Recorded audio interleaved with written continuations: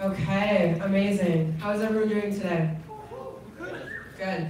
Exciting day. All right, let's kick it off. Thank you so much for coming. I'm Kat. I'm Sarah. We are Co-Create, and I hope you're in the right space. This is ecosystem-driven product design. You've all had a long day, right? Do you each know each other? No, great. So find someone you don't know, get to know their name. Next up, get to know why they're in this workshop, what they're here to learn. And third of all, create a secret handshake. You've got 2 minutes to find a partner and get to know each other.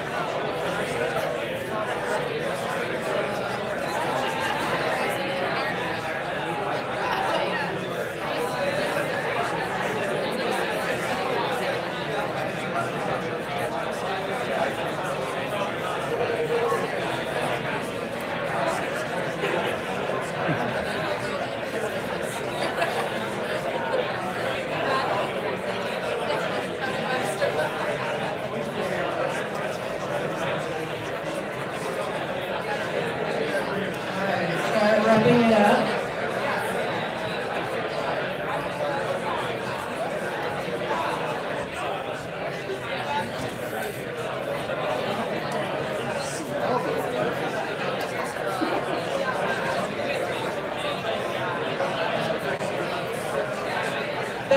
Seconds, get that handshake on the books. We're not seeing much touching. Where's that handshake?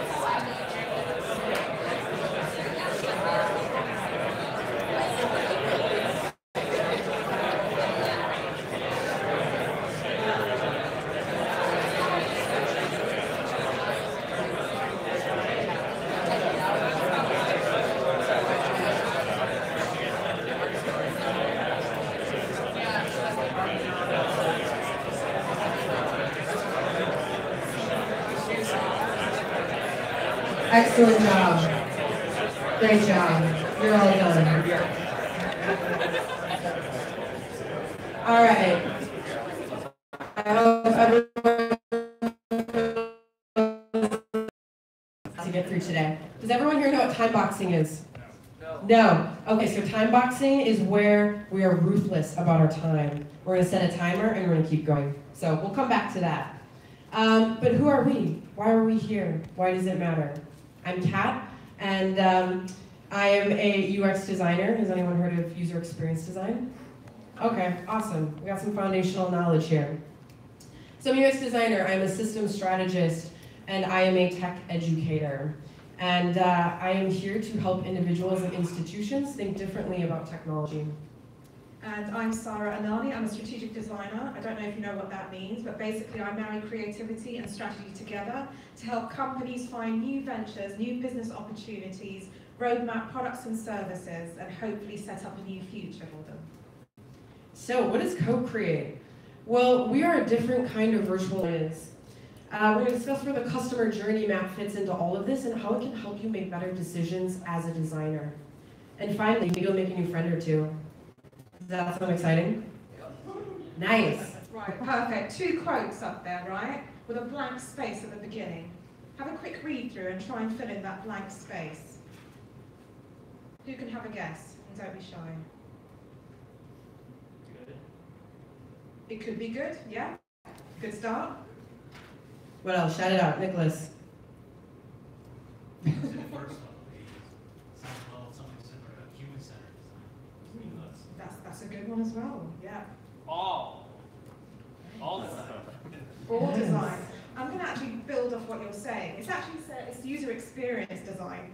But all design, including product and digital products at that, share similar qualities. You're designing one single channel, and you're trying to design it in a way where it's useful for people to use, right? So that's the similarities between a digital product and a physical product.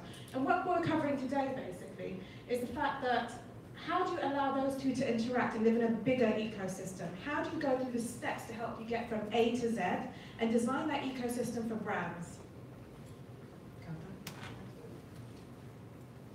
Who here has heard this term?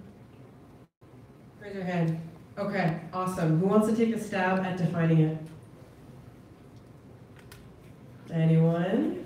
Any takers? It's a little hard, right? It's kind of nebulous. What is design? What is thinking? We all do that every day. But when we put them together, what does that mean? So we can apply design thinking to pretty much any process, right? Whether that's physical, whether that's digital, whether that's a business, we use design thinking. So whether or not you're clear or sure on what the steps are, this is the general path.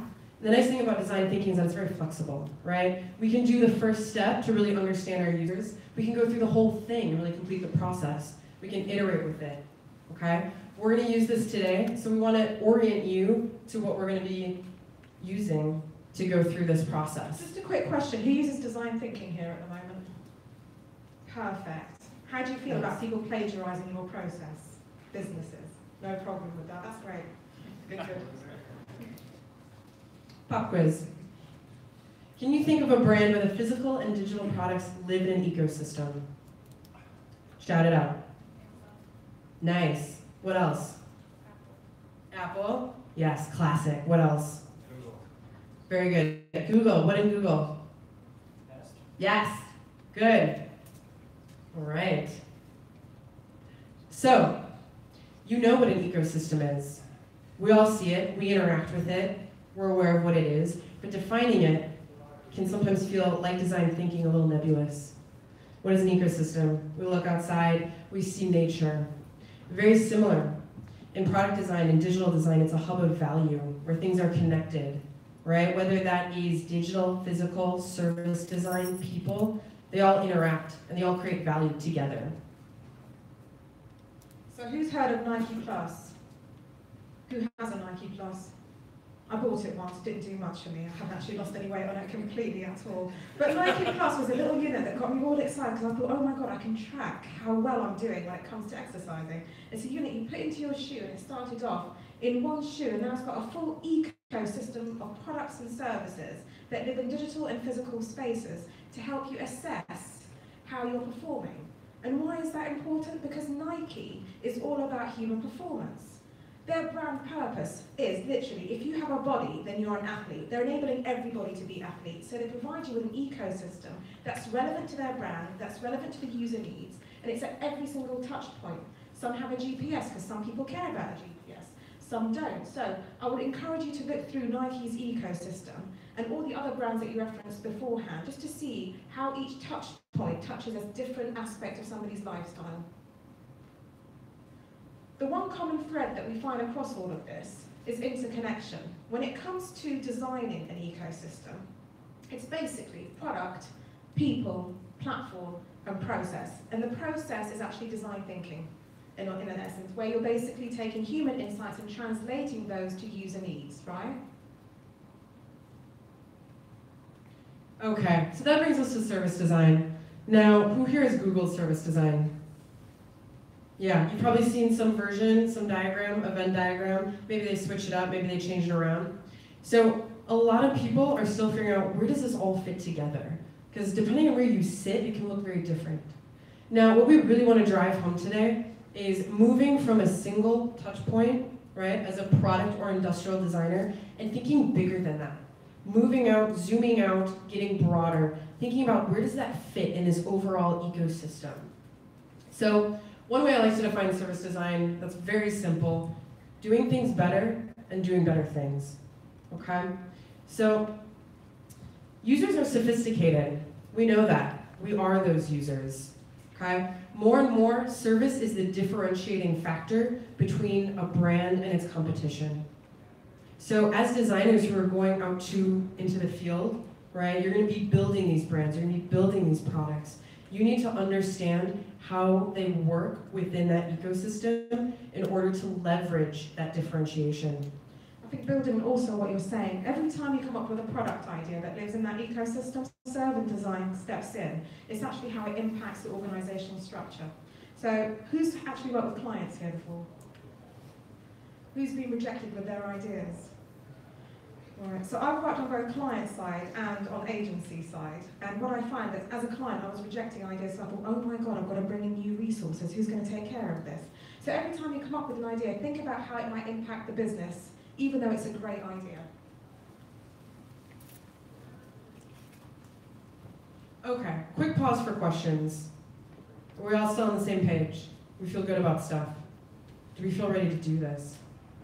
Yes, okay. Maybe some like energy? I know it's the end of the day. Okay, so, yes, thank you. All right, so let's bring it back to the user, right? That's our job. We want to keep them front and center. So, as I mentioned, we don't have time for all of this today, right? Depending on what you're doing, this can take weeks. But we want to talk about empathizing and defining. All right, so thinking about an experience that we all share. How did we get to this conference today? Seems pretty simple on the surface, but when you start to dive in, it gets a lot more complex. So, I would like everyone to pair up. I'd like you to find a partner before we move forward. It's a partner for life, so be picky. It can be. If you want to spread your wings, get someone new, feel free. You're at a conference. Okay. All right, once you have a partner, I want you to grab their hand and raise it in the air. All right. United, beautiful. Wow, I feel the love tonight. Does everyone have a partner? A life partner? Yes? Okay, so before we give instructions, we want to point out some very critical things. This is what we're going to be looking for today.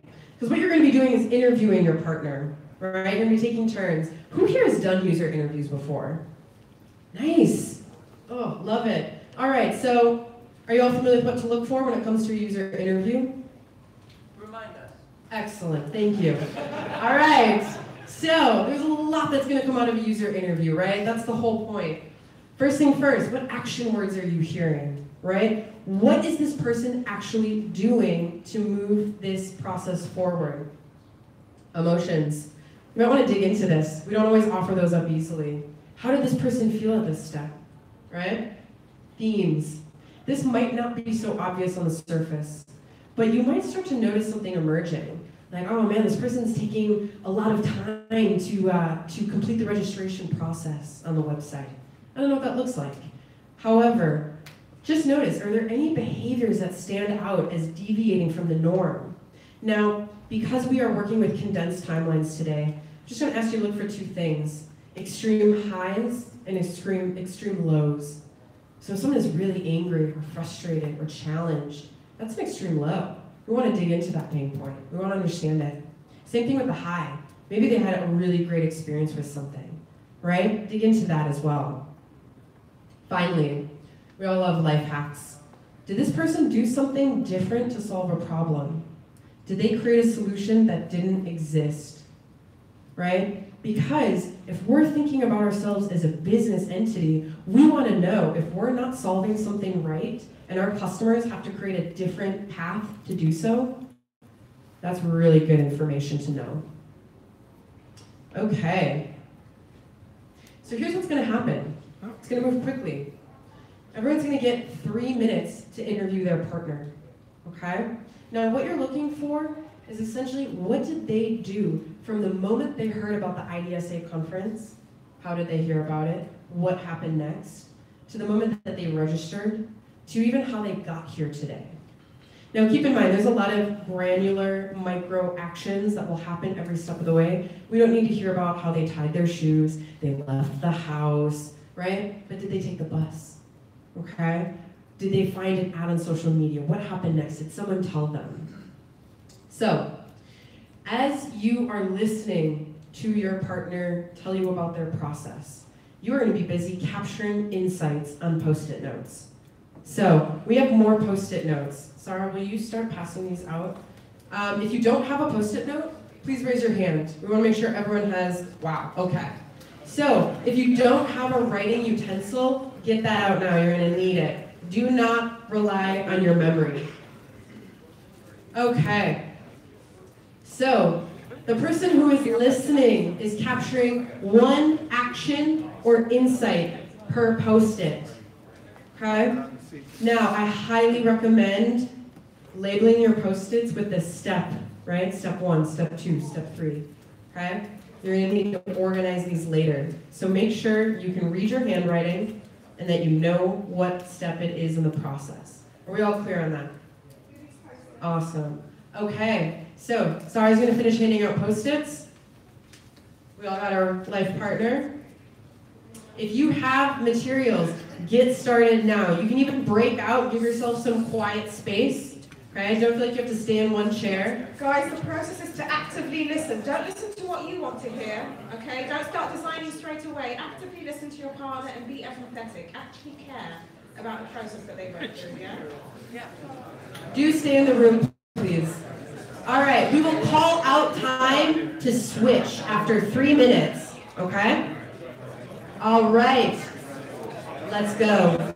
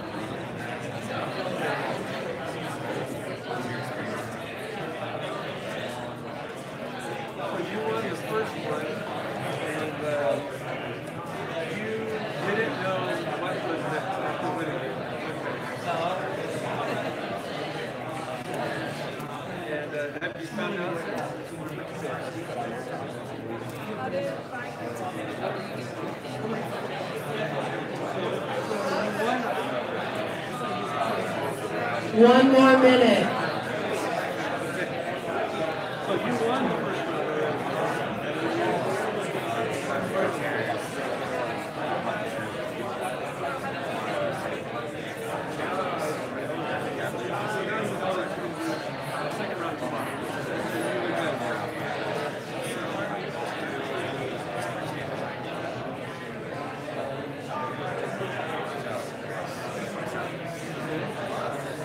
7 minutes. Then we go to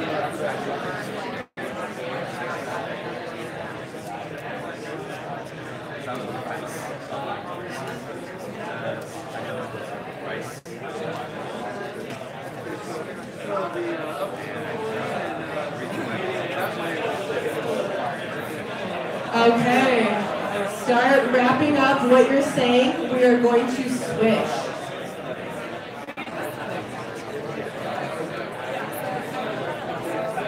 All right, wherever you are at in the interview process, time to change to the other partner. Go.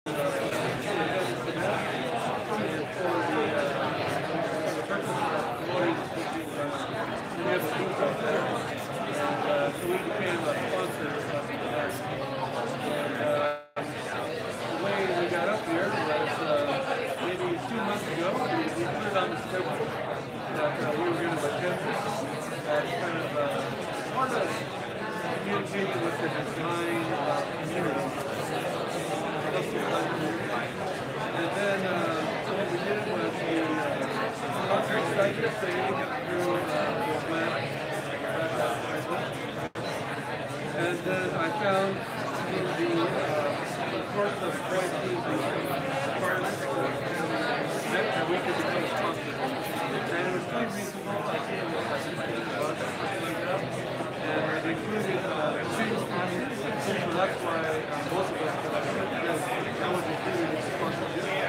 And then, so then after that, I had to prepare some things because I had to make a tablecloth because they said they would provide us a 6-foot table. So I had to get the tablecloth custom version. And that was the reason I just did that online for them. And I can find that. And then we already have this kind of portable advertising display. So that was in the other office in Georgia, so I had to sit that to us. So that was part of it. And then to get the airline tickets, hotel reservation, and all that, I had to have our secretary do that for us. They did the project. So she had all that. And yeah, this morning we got up early. We both came to the airport.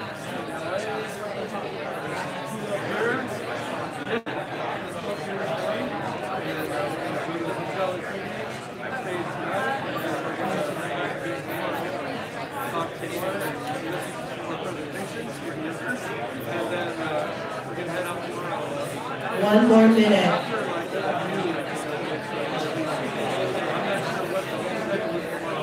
The reason we got that flight so we can see as much as we can tomorrow and still get in time to reasonable. Right, we have to stay for the day. So we try to be as efficient as possible with our plans and our overall stay and the amount of exposure we have here, which is that's another thing we want to do too. Is when you just come to the event and you're just floating around, you don't get to meet everybody. But if you have a centralized position, people will naturally come and talk to you. It's really good. We've done this in the past. Lots of times we've been to New York, we've been to Boston, Texas, we've done it all the time. Okay, wrap up the interview. But having with the but having one sound to location stop. is very good to be able to meet everyone. Awesome. Okay, make sure you have all of your Sorry, I was speaking Post-its. so Grab quickly. those. We had a time Leave limit. no Post-it behind. Okay. And what was your name? All right, so now we're going to move into synthesis. Does everyone know what synthesis is? Yes, good. Do you want to do that for the class? Okay. So synthesis is, in essence, we are looking for patterns. We are trying to extract themes. So, download your learnings, right? So we're going to be moving into some group synthesis, which is very exciting. So here's some things that we want to focus on in that time. What stuck out to you? What did you notice? Was anything really obvious or confusing, painful, right? What feels like a juicy insight? You're gonna look for those. Did I hear an ooh? Yeah. Okay. So who here has used an affinity map before? Nice. Okay, does everyone know what an affinity map is? Pray tell. Okay, yes. Thank you, I like you, sir. An affinity map is essentially a way to organize your Post-its and to start seeing those groups and those themes, right? So it's a very messy, chaotic process, very fun. We're gonna do something very similar along those lines today, right? But essentially, it's clustering, okay? And now, when we start to come out of synthesis, then we can start to frame our how might we questions. Who is familiar with how might we?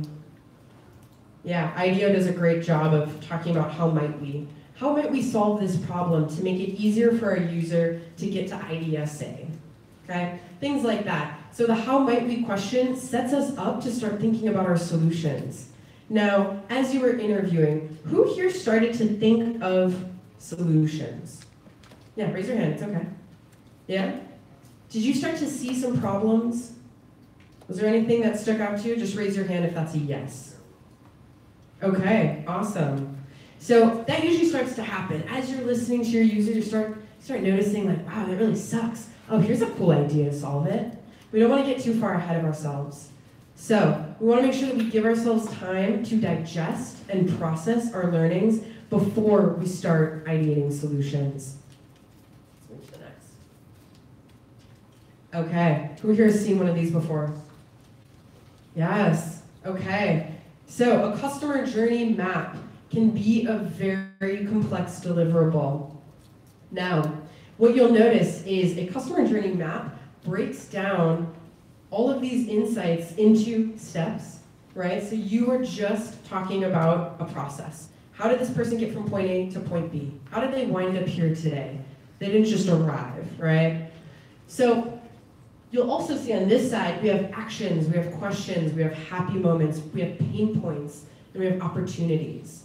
So as we start synthesizing, you might start to see these different categories emerge. And ultimately, what we want to do today is map it. We want to map those steps and start to define what might exist within these categories. Are we ready to do that? Yeah. Yes. They don't sound okay. Yeah, they don't. It's not believable.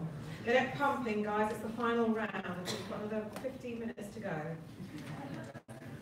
So we're going to come back to this. This is the template that y'all are going to use. Now, before we move forward, I would love, okay, we have several different little stations set up. We have 3 along this wall. We're going to use that one over there. We're going to use this blank wall. We're going to butcher paper, sorry. And then we're going to have a very brave group do it on the floor up here. So what we want is, as best as possible, for y'all to get up and distribute yourselves equally at one of those stations. Okay, let's do that now. Let's do it quickly. Fire.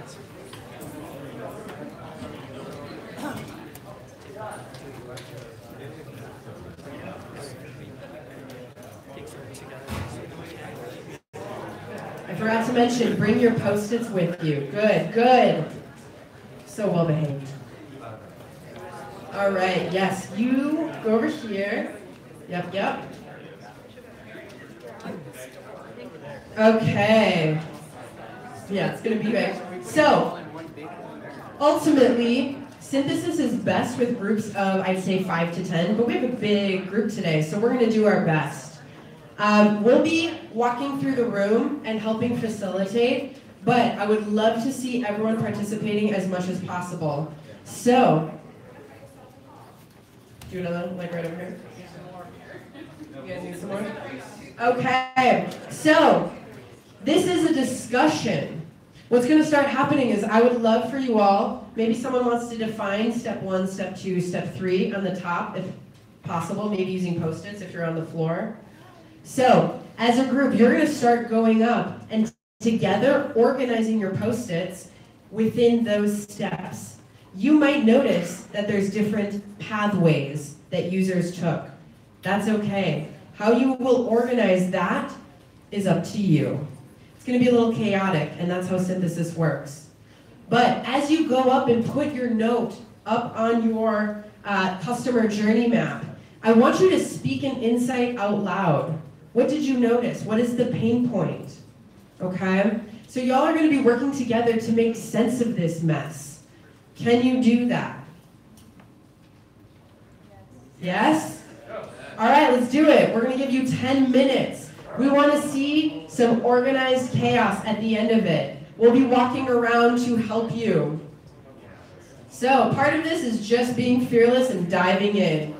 It will start to make sense the more everyone contributes and works on it.